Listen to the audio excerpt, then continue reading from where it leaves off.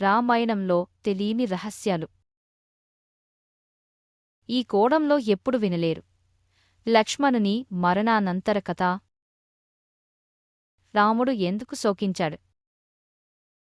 రామాయణంలో లక్ష్మణుని మరణానంతర కథ అనేది చాలా ఆసక్తికరమైన అంశం. కాని ఎక్కువ మంది దీని గురించి తెలియదు. శ్రీమద్రామాయణంలో లక్ష్మణుడు రాముని జీవితంలో అత్యంత విశ్వాసమైన అనుచరుడు. అయితే ఆయన మరణానంతరం రాముడు ఎందుకు తీవ్రంగా శోకించాడు? లక్ష్మణుని మరణ రహస్యం. కారణం ఒక ప్రసిజ్ఞ కారణంగా.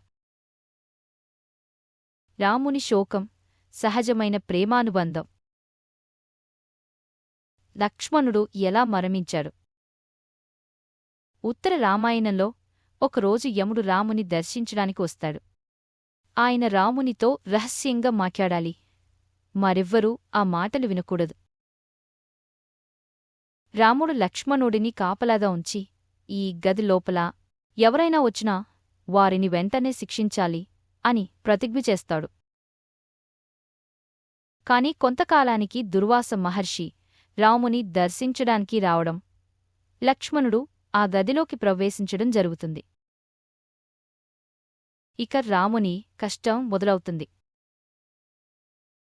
రాముడు ఎందుకు లక్ష్మణుని శిక్షించాడు? రాముడు తానే ఇచ్చిన మాటను తప్పకూడదు. అయినా ఆయనకు లక్ష్మణుడిని వధించలేకపోయాడు.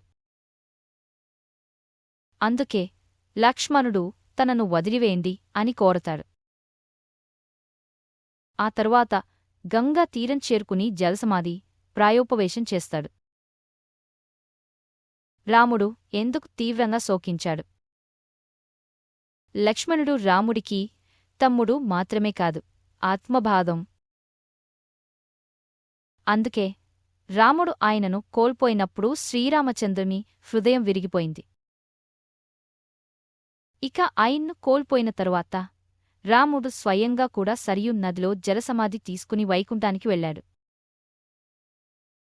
ఈ కోణంలో ఎప్పుడూ వినలేరు. రామాయణం నమ్మకం, భక్తి, ధర్మం మాత్రమే కాదు, అది తొలి త్యాగ కథ కూడా.